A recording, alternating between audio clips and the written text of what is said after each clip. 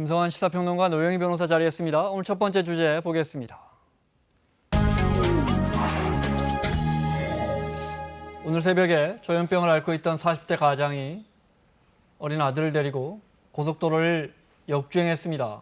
사고로 이어졌고 3명이나 숨졌습니다.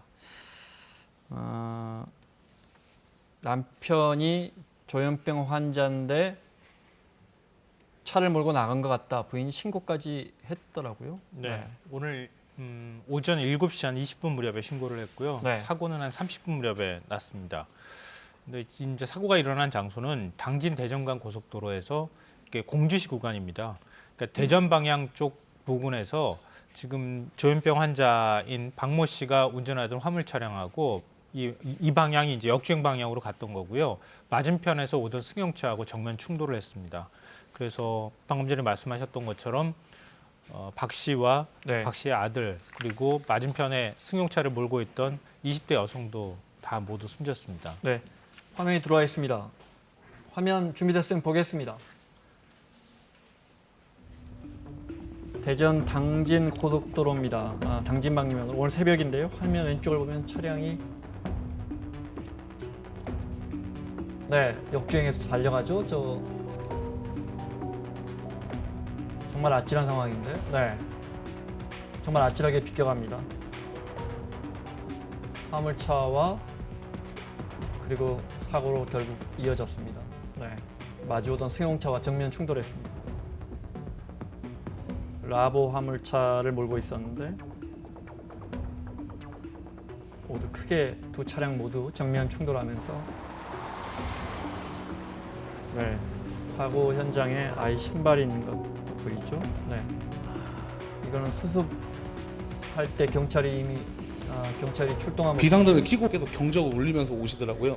근데 제가 봤을 때는 최소한 한 100km 넘어 보이셨고 속도가 그 전에도 만약에 잘못 들어가고 한들 충분히 돌릴 수 있는 공간이 있었는데 제가 볼 때는 고의로 그런 거 아닐까 싶기도 하고 상당히 위험했습니다. 왜냐하면 출퇴근 시간이 좀 이른 시간이라 차량도 통행도 많았고 대형차도 많이 왔다 갔다 하는 상황에서 라보 차량이 저기 아드님 태우고 간후까지는 확인했거든요. 제가 보고 바로 경찰에 신고했는데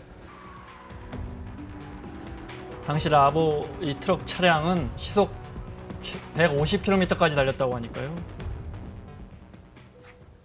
그 조현병을 앓던 아버지가 역주행하는 그 라보 트럭을 역주행하고 가는 그 차량 안에 3살짜리 아들이 있었다는 거 아니에요? 그렇죠? 그러니까 지금 사실 이 시각에 또 실시간 검색어 1위가 조현병인데요. 네. 제가 실시간 검색어 1위를 한번 쳐봤더니 2018년 6월 25일에도 조현병이 1위였습니다. 근데 그 당시에는 그 주유소에서 주유를 하고 그 시비가 붙어가지고 화가 났다는 이유로 길거리로 뛰쳐나가서 벽돌로 지나가던 시민을 공격했던 사건이 있었고요.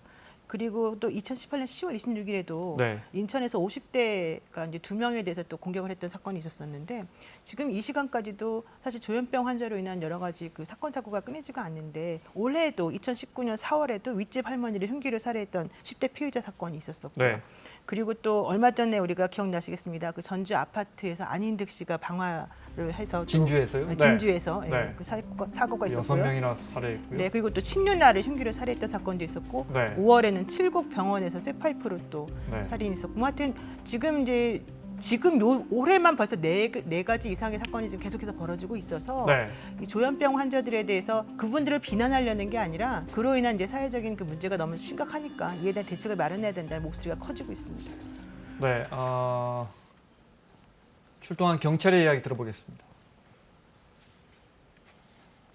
오늘 아침 7시 한 19분경에 거기 유구IC 쪽에서 이제 역주행하는 차량이 있다는 신고를 받았어요. 저희가 이제 그 역주행 차량을 발견하고 정지 신호를 이제 수차를 했는데 그런데도 불구하고 이제 차량이 이제 계속 진행을 하니까 일단 사고를 이제 예방하기 위해서 마주오는 차량들을 통발을 한 거죠. 속도를 뭐 한 1, 20km 정도 줄여가지고 진행할 수 있게끔 순찰차가 그렇게 이제 통발을 했는데 그 사이에서 이제 사고가 난 겁니다. 경남청에서 지금 저희 충남청으로 공지요청 온 거는 이제 남편이 조현병을 앓고 있다. 근데 이제 아이를 데리고 나갔다. 그 정도로. 그러니까 아침 7시 한 30분경? 그리고 사고 나기 바로 직후. 그때 저희한테 요청이 왔어요. 경찰 말은 그러니까 신고받고 주행하던 차량들 속도를 늦추려고 하고 있었고 그 과정에서 이미 충돌이 됐다는 거고. 네. 이제 아내가 신고한 게 7시 25분이라고 하거든요. 네. 물론 그 전에 역주행을 계속 하고 있었기 때문에 역주행을 시작한 것은 7시 한 16분부터 역주행을 시작했다고 합니다. 네. 그러니까 애초 집에서 나간 거는 3시 30분 무렵에 집을 나갔고 정상적으로 운행을 했다고 합니다. 네. 순방향으로 운행을 하다가 7시 16분쯤에 다시 역방향으로 돌려서 이제 차를 운행하고 있었다고 하는 거죠. 그리고 25분에 아내가 신고를 했고 네. 역방향 신고하고 아내 신고가 같이 들어오니까 경찰이 대처하기 위해서 노력하고 있던 사이에 그 사이에 이제 사고가 또 발생을 한 겁니다. 그 29살의 여성 운전자, 그 정주행하던 네. 여성 운전자는 또 다음 달에 결혼을 앞둔 예비 신부였죠. 예비 신부였다고 또 제가 기사를 읽었네요. 네. 조현병 환자 사고가 진짜 앞서 잠깐 보여드렸지만 진주의 안인득 사고 이후에도 거의 뭐 한 달에 몇 건씩 사고가 나고 있습니다. 그중에 강서구 PC방 살인 사건 그 가해자도 제 기억에 얼굴이 공개됐던 것 같은데 신상이 공개됐던 것 같은데 오늘 1심 선고가 나왔더군요. 네. 김성수 씨에 대해서 PC방에서 이제 자리 때문에 시비가 붙어서 아르바이트 그랬죠. 하던 신모 씨를 무차별 사실은 그 흉기를 찔렀던 사건이 있었었는데요. 이 사람에 대해서 검찰은 사형을 구형했지만 이제 법원에서는 30년의 유기징역형을 선고를 했고요. 네. 당시에 이제 동생이 사실은 여기 형의 그런 그 사건에 좀 가담한 게 아니라서 공동폭행으로 같이 기소가 됐었었는데 동생에 대해서는 무죄가 됐습니다.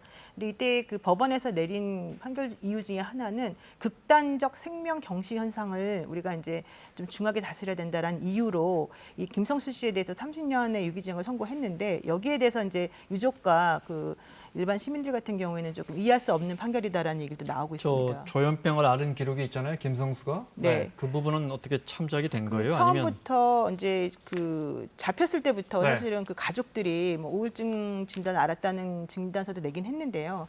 그 사건 범행을 저지른 당시에는 사실은 이 조현병이 영향을 미치지 않은 것으로 그래요? 판단이 됐습니다. 네, 알겠습니다. 대책 알아보겠습니다. 올 들어 우리가 이 자리에서 대책 이야기를 몇 번 했는지 모르겠습니다. 네. 그 이후에도 정부 대책도 나오고 일단 정부도 움직이곤 있죠. 뭐 전수조사하고 있고 뭐 이런 걸 하고 있더라고요. 네. 그러니까 두 차례 대책이 나왔는데요. 네. 한 번은 긴급 대책 형태로 해서 한 번 나왔고요. 이거는 이제 그 일제 점검을 하겠다는 겁니다. 네. 등록된 조현병 환자? 네, 네. 등록된 조현병 환자를 대상으로 해서 위험군인지 아닌지를 구분해내서 네. 일단 범죄 위험이 있는지 없는지를 가려내겠다고 하는 취지로 한 번 대책을 발표했고요. 네. 그다음에 종합대책을 발표를 한 겁니다. 종합대책은 일종의 응급대응팀 같은 것들을 전국 시도로 확대해서 만들어서 네. 이번에 이제 경찰이 제대로 대응 못했다고 하는 그런 지적들을 많이 받지 않았습니까? 그럴 때 전문가 응급대책팀이 출동을 해서 같이 조현병의 위험성이나 이런 것들을 판단할 수 있도록 하겠다. 이런 것이 포함되어 있고요.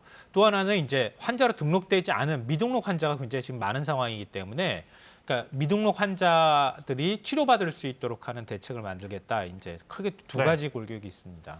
심지어 조현병 환자 치료하던 임세원 교수였습니까? 네, 그렇습니다. 살해당하기도 했잖아요. 임세원법 그건 발의가 됐죠. 네. 통과가 됐죠. 5월 달에 통과가 됐는데요. 네. 2018년 12월에 강북 삼성병원에서 그 예약도 없이 찾아온 조현병 환자를 치료하다가 이제 그 의사 임 씨가 살해를 당했는데요. 그 법 취지는 뭡니까? 그 법의 취지는 그 치료를 하는 의사들을 조금 안전한 진료 그거는 환경에 그냥 놓게 의사들 하자. 보호하는 거군요. 그래서 의료인에 네. 대한 폭행을 하게 되면 좀 가중 처벌하자 이런 내용이 하나가 있고요. 네. 그래서 의료인의 안전을 위해서 보안 장치를 좀 마련하자는 것하고 네. 대피 공간을 만들어 놓고 보안 요원을 좀 하자. 그리고 또 하나는 사실은 정신질환자 강제 입원과 관련된 네. 그 좀 가능성을 열어두자 뭐 이런 얘기가 있었었고요. 그래서 그것 때문에 또 사실은 한편 또 문제가 되기도 했습니다. 왜냐하면 2017년도에 강제 입원을 좀 어렵게 하자라고 하는 취지로 그 실질적으로는 그러니까 자기나 다른 사람을 위협할 위해성이 있느냐, 근데 또 하나는 치료 필요성이 얼마나 있느냐, 이 두 가지가 반드시 있어야지 강제 입원하게끔 했는데 네. 이 임세원법 만들면서는 그 중에 하나만 있어도 좀 강제 입원 가능하게 하자 이랬거든요. 자꾸 이런 일이 터지니까 이제 본인 의사가 없더라도 본인 그렇죠. 동의가 없더라도 본인이 동의하지 않더라도 국가나 경찰이 강제 입원할 수 있게끔 해야지 좀 안전한 환경이 만들어진다 네. 이랬는데 여기에 대해서 또 이제 그렇게 되면은 정신 질환을 앓고 있는 사람들을 모두 잠재적 범죄자로 보는 거다. 네. 옳지 않다. 인권이 이제 문제다. 이런 얘기 때문에 도 사실은 논란이 좀 있었습니다. 시간 때문에 그래도 최근에 나온 개정안 하나 볼까요? 관련돼서 조현병 관련해서 정신건강복지법 개정안을 보면 물론 아직 발의만 된 법안입니다. 네. 지금 보호 의무자의 그 제도가 있었거든요. 근데 사실 모든 책임을 보호자에 다 떠넘긴다. 사실상 가족이죠. 네. 네. 그러니까 이런 지적들이 있었기 때문에 네. 국가가 일정 부분 책임을 진다. 이제 이런 개념이 들어가 있고요. 강제 입원의 경우에 사법부나 준사법기관에서 결정하는 것인데 지금은 환자 본인 스스로가 입원을 동의해줘야 동의하지 됩니다. 않으면 네. 못 아주 하는 어렵습니다. 거니까 네. 사법부가 객관적으로 판단을 할 수 있도록 하는 그런 이제 내용이 들어가 있고요. 가정법원에서 네. 하게 네. 되죠. 가정법원에서. 그리고 네. 질환자는 후견인을 지정해서 후견인의 보호를 받을 수 있도록 한다. 일종의 이제 그 환자의 치료를 위해서 장기적 치료를 받을 수 있도록 하는 그리고 꾸준하게 입원 치료가 가능하게 해서 이렇게 이제 사회적으로 범죄로 연결되지 않도록 하는 제도를 포함하고 있는 겁니다. 그러니까 조현병 환자를 지금 가족 보호에서 국가. 국가가 국가, 보호하는 예. 걸로 프레임을 바꿔 가는데 기본적으로 위험하다 싶으면 입원을 좀 강제 입원을 좀 쉽게 하는 쪽으로 논의는 되고 있지만 물론 통과된 법은 아닌 거죠. 그거는 네, 그렇습니다. 아닙니다. 가정법원에서 네. 3개월 정도 그 기간을 두고서 역시 그 입원할 수 있게끔 걸림돌은 합니다. 또 환자의 인권을 침해할 수 있다거나 이 부분이군요. 결국은. 근데 그건 사실 근본적으로 서로 충돌하는 부분이긴 한데요. 네. 진짜 위험할 경우에 사법 입원이라고 하는 거 말씀드렸지만 네. 이 환자 본인이 판단하기 어려운 상황이면은 최대한 객관적인 입장에서 있는 판사가 판단할 수 있도록 하자 이제 이런 네. 것이고요. 또 하나는 이제 이렇게 제도를 만들긴 만들었는데 실제로 실행할 수 있는 손발이 있어야 되지 않겠습니까? 네. 거기에 따른 예산이 들어가는데 그 예산을 좀 앞으로 확보해야 될 필요가 있다. 그게 오히려 근본적인 대책이다 이런 지적이 있습니다. 알겠습니다. 자, 노영희 변호사, 김성환 평론가 함께하고 있습니다. 오늘 두 번째 주제 넘어가겠습니다.